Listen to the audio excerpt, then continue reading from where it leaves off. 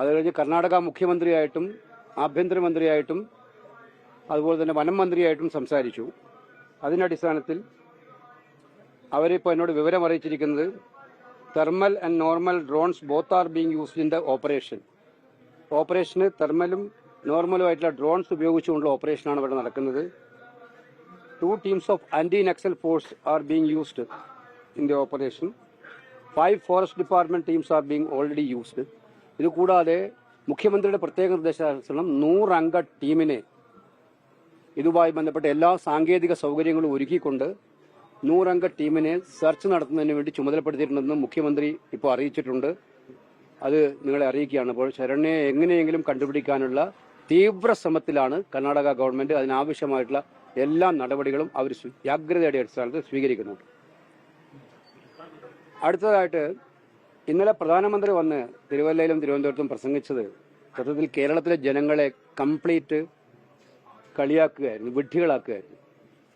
FCRAയുമായി ബന്ധപ്പെട്ട് അദ്ദേഹം പറഞ്ഞ കാര്യങ്ങൾ യാഥാർത്ഥ്യവുമായിട്ട് ഒരു ബന്ധവുമുള്ള കാര്യമല്ല.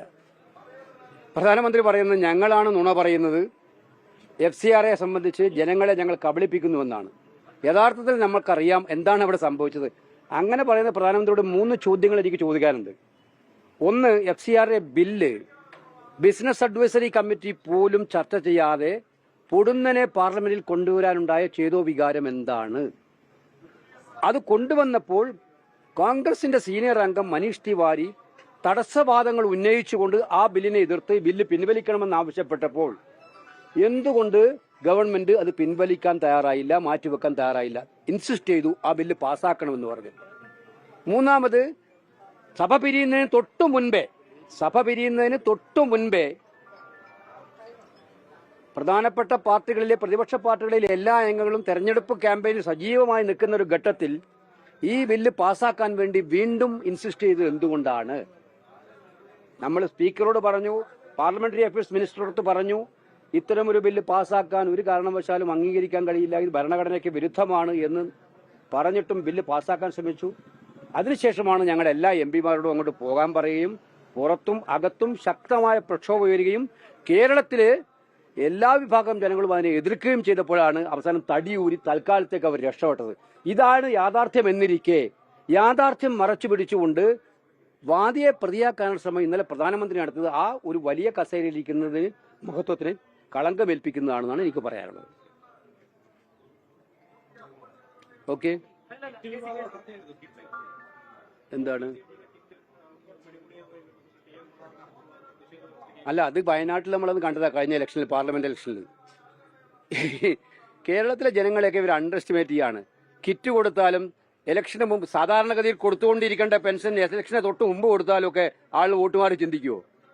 ജനങ്ങൾക്ക് അവകാശപ്പെട്ടതല്ലേ, ഔദാര്യം അല്ലല്ലോ ഇതൊന്നും. ജനങ്ങൾക്ക് അവകാശപ്പെട്ട കാര്യങ്ങൾ കൊടുത്താൽ ജയിക്കുമോ? ഇല്ല. ഇതൊക്കെ അവസാനത്തെ ശ്രമങ്ങളാണ്. അത് ജനം തിരിച്ചറിയുമെന്നുള്ളതാണ് എനിക്ക് പറയാനായിട്ടുള്ളത്.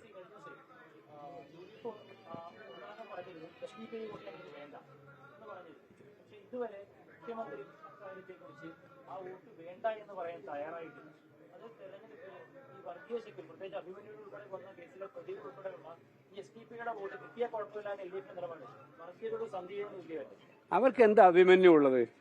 അവർക്ക് എവിടെ അഭിമന്യു ഉള്ളത്? ഇന്നിപ്പോ പ്രകാശ് കാരാട്ട് ഇപ്പൊ പറഞ്ഞതായിട്ട് ഞാൻ കേട്ടു. ഞങ്ങൾ എങ്ങനെയാണ് BJP ആയിട്ട് കൂട്ടുകൂടുന്നത്?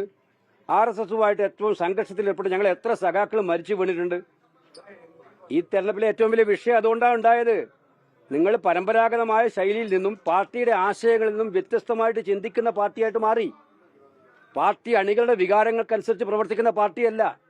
അണികൾ എന്താണോ ചിന്തിക്കുന്നത് അതിനെതിരെ ചിന്തിക്കുന്ന പാർട്ടിയായി മാറി. നിങ്ങൾക്ക് വേറെ താല്പര്യങ്ങളാണ്, പാർട്ടിയുടെ താല്പര്യമല്ല. അതുകൊണ്ടാണ് G. സുധാകരനെ പോലെയുള്ള യഥാർത്ഥ കമ്മ്യൂണിസ്റ്റുകാർ നിങ്ങൾക്കെതിരെ രംഗത്ത് വന്നത്.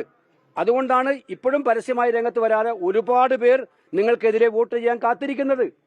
ഇവരുടെ നയം കൃത്യമാണ്. ഇവർ ഏത് വർഗീയ സംഘടനയുടെ കൂട്ടുകൂടുക പറയും, ആവശ്യത്തിനും അവരെ കൂട്ടുകൂടും.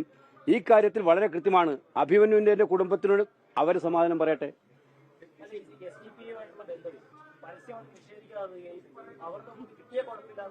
അതാ ഞാൻ പറഞ്ഞത്, അത് ആ കുടുംബത്തിനോട് അവർ സമാധാനം പറയട്ടെ.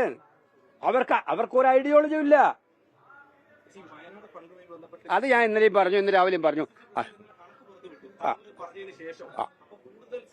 ഒരു സംശയവുമില്ല. സംശയം ഉണ്ടാക്കേണ്ടവർക്ക് സംശയം ഉണ്ടാക്കാം. അത് സംശയം ഉണ്ടാകുന്നതിനൊന്നും ഒരു കുഴപ്പമില്ല. സംശയം ഉള്ളവരന്ന് അന്വേഷിച്ചോട്ടെന്നേ. ആരെ കയ്യിലാണ് ഇപ്പം അധികാരവും ചെങ്കോലൊക്കെ ഉള്ളത്? ആരുടെ? ഞങ്ങളുടെ കയ്യിലാണുള്ളത്. ഞങ്ങൾ സത്യസന്ധമായിട്ടേ ചെയ്യുള്ളൂ. ഉറപ്പാണ്. വിഷയമൊന്നും മാറ്റണ്ട. ഇപ്പം ആ വിഷയമല്ല കേരളത്തിലെ വിഷയം. കേരളത്തിലെ വിഷയം ജനങ്ങൾക്ക് വേണ്ടിയുള്ള ഒരു ഗവൺമെന്റ് ഉണ്ടാകണം. ജനങ്ങൾ വെറുത്തൊരു ഗവൺമെന്റിനെ പുറത്താക്കണം. അതിനുള്ള അരങ്ങൊരുക്കുകയാണ്. അത് പുറത്താക്കാനുള്ള അരങ്ങുമായിട്ട് ജനം നിൽക്കുമ്പം ആ ജനങ്ങളുടെ മനസ്സിനെ എങ്ങനെ മാറ്റാൻ പറ്റുമോ എന്ന് വെച്ചിട്ട് ഓരോ ചെറിയ ചെറിയ ഇഷ്യൂ ഒക്കെ ആയിട്ട് കൊണ്ടുവരും. ഇല്ലാത്ത ഇഷ്യൂ ഉണ്ടാക്കാൻ ശ്രമിക്കും. അതിലൊന്നും ഞങ്ങൾ ആരും വീഴൂല, ജനവും വീഴില്ല. ജനം വളരെ ക്ലിയറാണ്. അവര് ഭരണമാറ്റത്തിന് വേണ്ടി തയ്യാറെടുത്ത് നിൽക്കുകയാണ്. അതിലേക്ക് കേരളം പോവുകയാണ്. അതുകൊണ്ട് നമസ്കാരം. ലോകത്തെവിടെയായാലും ഏത് സമയത്തും 24 വാർത്തകളും ഓഗ്മെന്റഡ് റിയാലിറ്റി പാക്കേജുകളും എക്സ്പ്ലെയിനറുകളും വിശദമായി കാണാൻ ഞങ്ങളുടെ യൂട്യൂബ് ചാനൽ നിങ്ങൾക്ക് സബ്സ്ക്രൈബ് ചെയ്യാം.